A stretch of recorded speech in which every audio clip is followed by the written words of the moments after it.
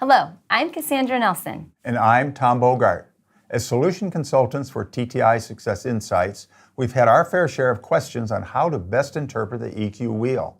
Although our report provides a thorough explanation of EQ, there are times when you might want to quickly assess an individual based on the wheel alone, and we are here to offer you a few tricks. But first, the emotional quotient wheel is a visualization of your scores in the report. You will see a circle split into quadrants, encompassed by motivation and divided into self and others, awareness, and regulation. Motivation starts at self-awareness and wraps around the wheel. The volume of color is dependent on your score in each dimension. For that quick wheel-based debrief, utilize the outer rings. Let's take a look. Starting with the categories of self and others, if the upper half of the wheel has more color volume than the lower half, that tends to suggest that you are better at identifying and managing your own emotions than those of others. Splitting the circle in half vertically, you can quickly identify a person's EQ in awareness versus regulation.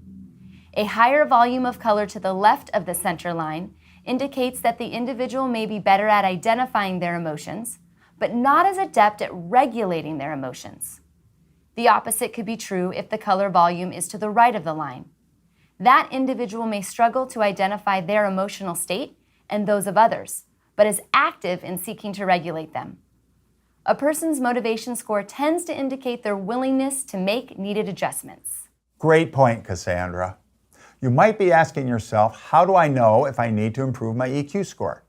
Our EQ scores will tend to fluctuate based on what's happening in our life. Sometimes we may be more active in identifying and regulating what's happening for others, while other times we might be more active in the self dimension. The key is to try to remain aware of these dimensions and consider them in your daily life and interactions.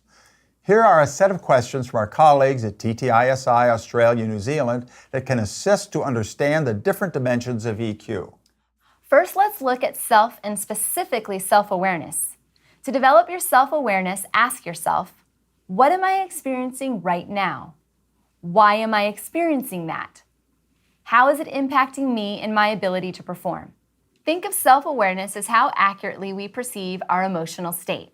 As you begin to identify your emotional state, you can then shift to self-regulation by asking yourself, what could or should I do with or about what I'm experiencing? Why should or shouldn't I? How can I appropriately express or impact what I'm experiencing? Think of self-regulation as your ability to regulate your emotional state. This could mean you attempt to regroup and get yourself to a better place emotionally, or even make the determination that your emotions are too extreme at the moment to make a decision. When it comes to considering others or social awareness, consider the following questions. What is the other party experiencing in this situation? Why might they be experiencing that? How will it impact their ability to perform? Think of social awareness as having your antenna up.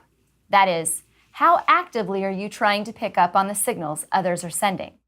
And Cassandra, once they have worked to develop social awareness, they can move on to social regulation development through the following questions.